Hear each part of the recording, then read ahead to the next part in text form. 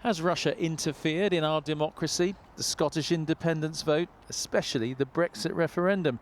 The astonishing answer from this report today: for the most part, we just don't know, because no one in power has wanted to find out. The UK government have actively avoided looking for evidence that Russia interfered.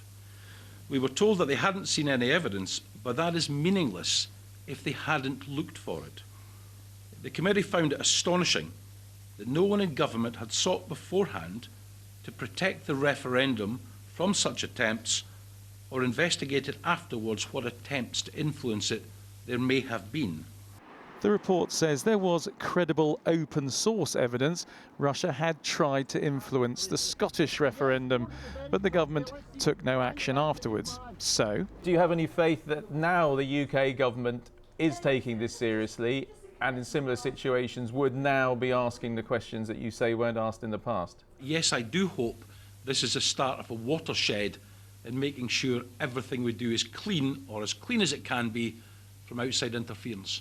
Boris Johnson chaired his first face-to-face cabinet meeting since lockdown today, and the government has rejected calls for any further investigation. He also decided not to publish this report when it was ready before the election. The man who chaired the Intelligence and Security Committee at the time said there was no good reason for that. The Prime Minister's explanations, which he offered in November why he hadn't done so, are not worthy of belief. They're incredible.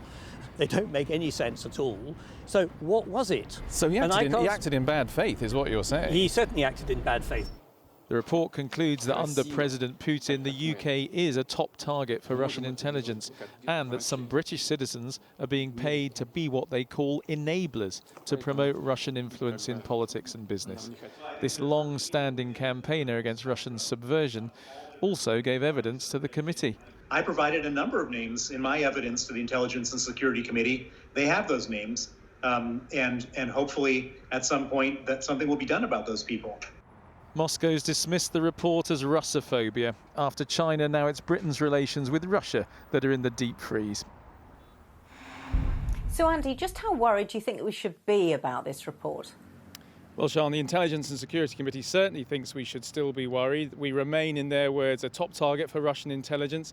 They say Britain has badly underestimated the threat. And again, in the words of the committee's report, the British authorities are still playing catch-up. Now, it's interesting today when they repeatedly asked the MPs on the committee what they thought the motive was as to why there wasn't more investigation into what had happened in 2016. They just didn't want to go there. They didn't go into that sort of detail as to why the government, the authorities might have acted in the way that they did. But what they did do was they identified what they called a hot potato syndrome. That is, everywhere they went, when they talked to a government department or to a security agency, everybody said, that's not our responsibility. And that is certainly one of the main conclusions, I think, of this report, is that this has to be pulled together. Somebody has to take responsibility, have to take the lead for protecting UK elections and votes in the future from this kind of interference.